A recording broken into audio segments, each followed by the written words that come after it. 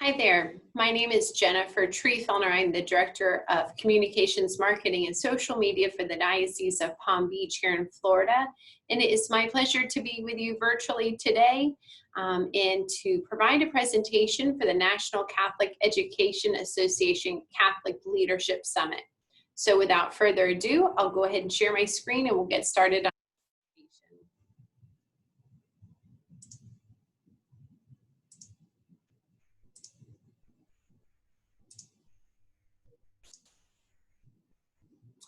Excellent. So as I mentioned before, today I will be giving a presentation for the CLS 2020 and the importance of crisis communications and public relations strategies in Catholic schools.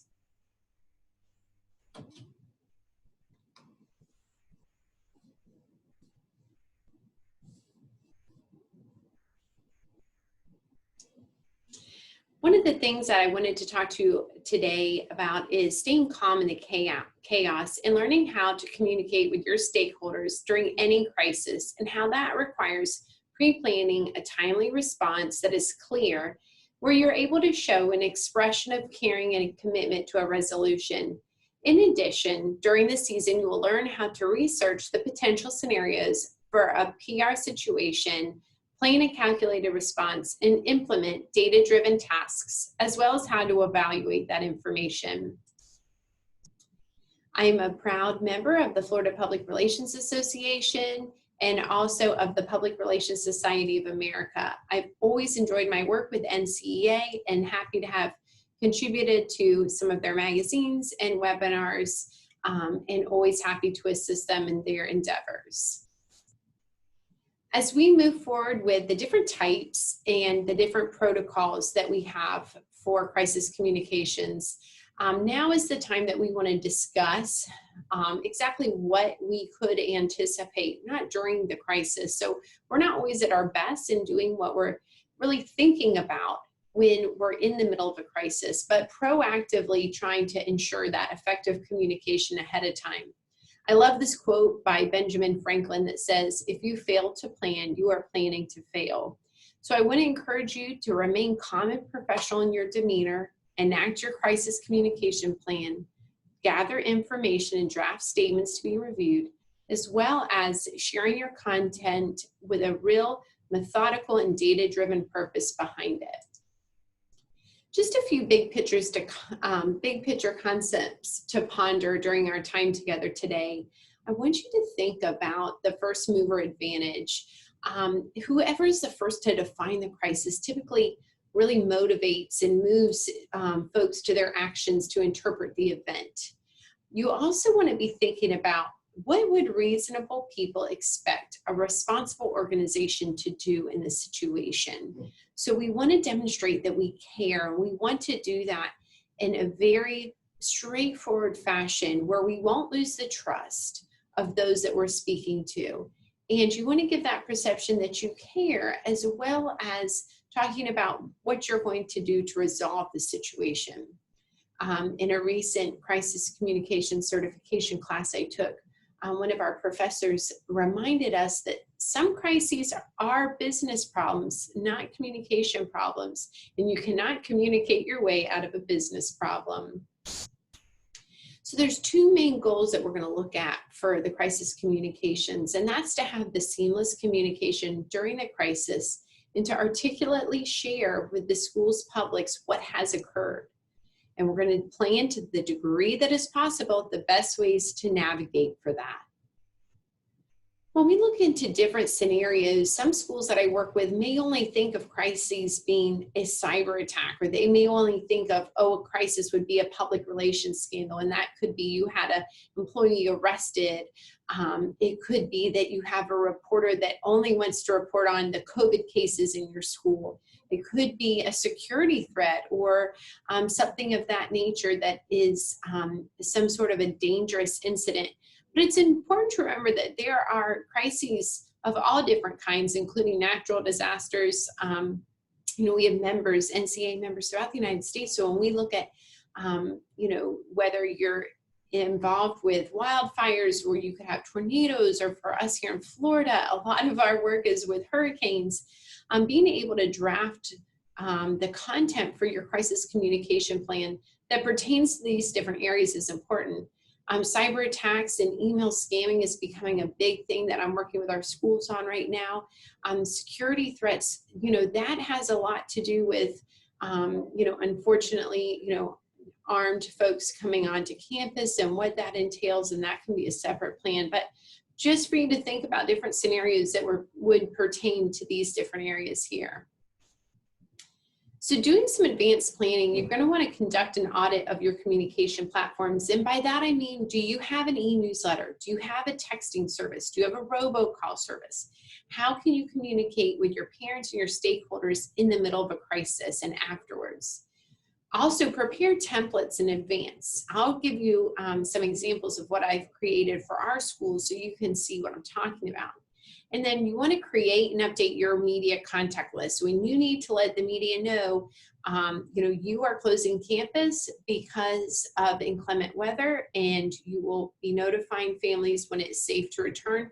You want to be able to send that to your local radio, TV, and newspaper stations right away and not have to go online and start looking up contact information.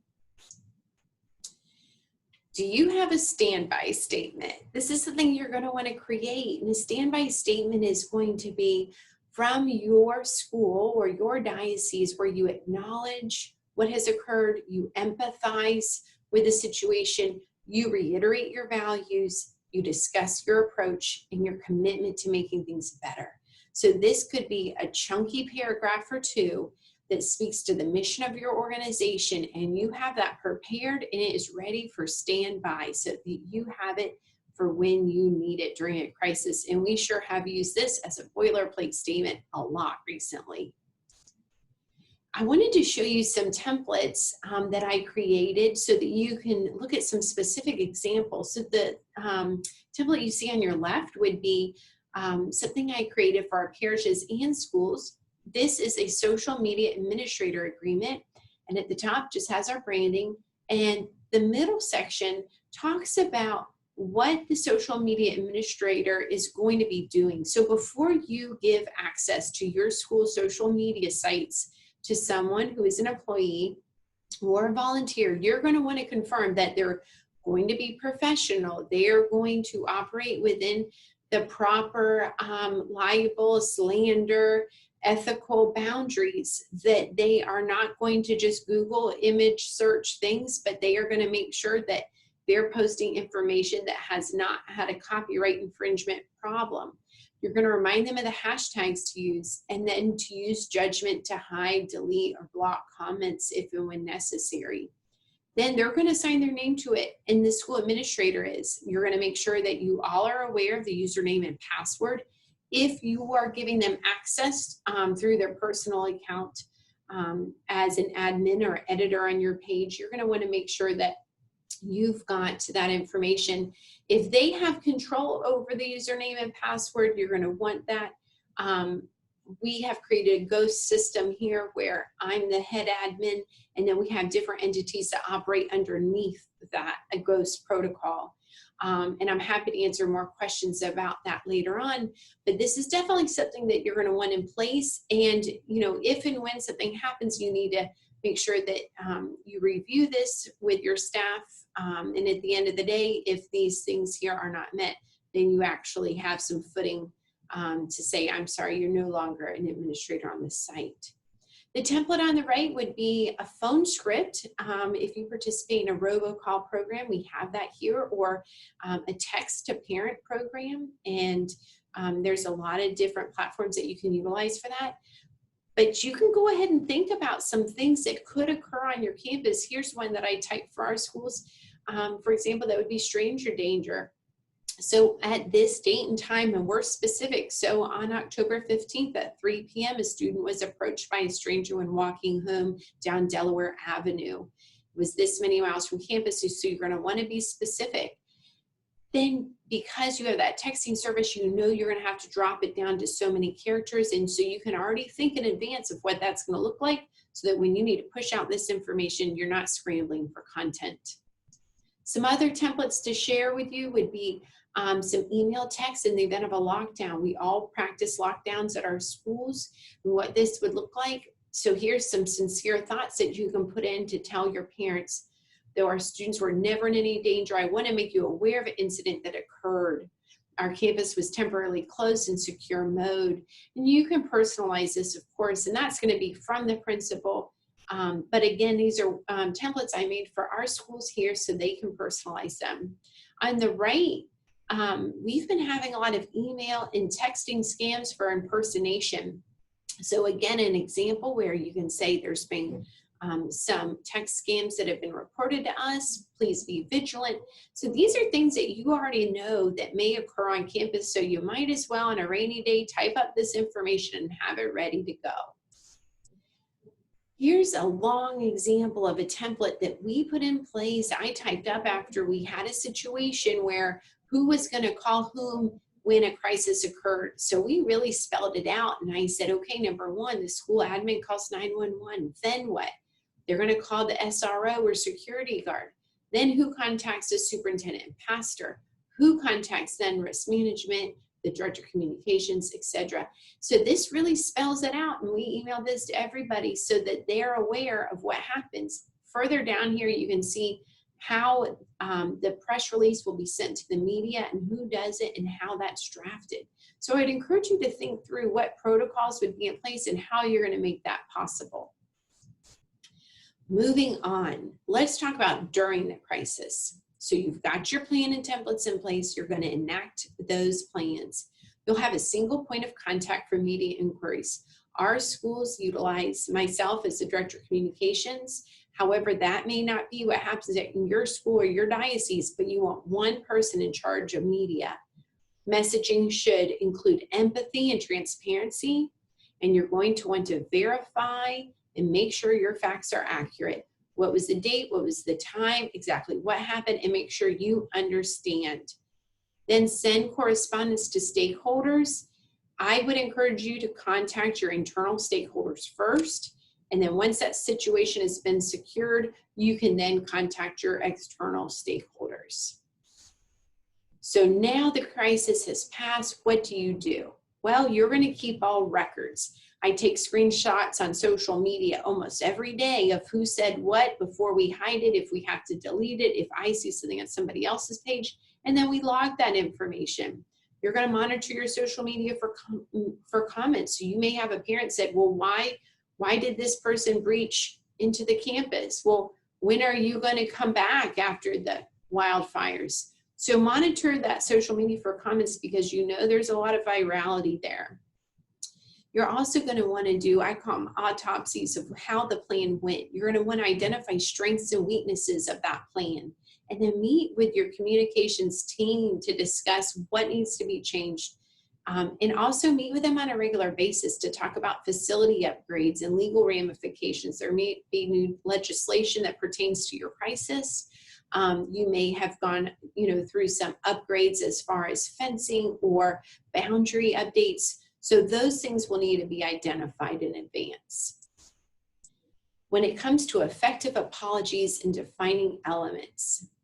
So this comes, I give all credit to the PRSA crisis communication class when they talked about the 5 prongs of an effective apology. And this may be something that we kind of take for granted when we think about it, but we need to make sure that apology talks about responsibility, that we say, St. John Academy was responsible for what happened, and we regret that this student was injured during a lockdown. This is the restitution that will happen. Then show repentance and ask for forgiveness. As part of that, we talk about the 5 defining elements that can be beneficial or actually hinder an organization. And that's the fact that crises are public. Crises can be permanent.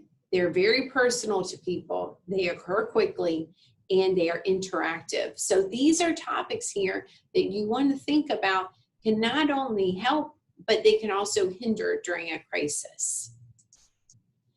In conclusion, I want to talk about the first mover advantage. We mentioned this earlier. Whoever is the first to define the crisis, your motives and your actions control the interpretation of that event. I encourage you to follow the old RPIE concept: research, planning, implementation, and evaluation. Research your potential issues, plan and prioritize, implement that calculated, data-driven plan, and then evaluate the situation afterwards. I want to thank you so much for your time today and encourage you to reach out if you have specific questions. I hope you enjoy NCEA CLS. Join the conversation by using that hashtag and NCEA on their social media sites. I know I have been blessed by being a member of this organization, and I hope that you have too. Thank you so much for your time, and God bless.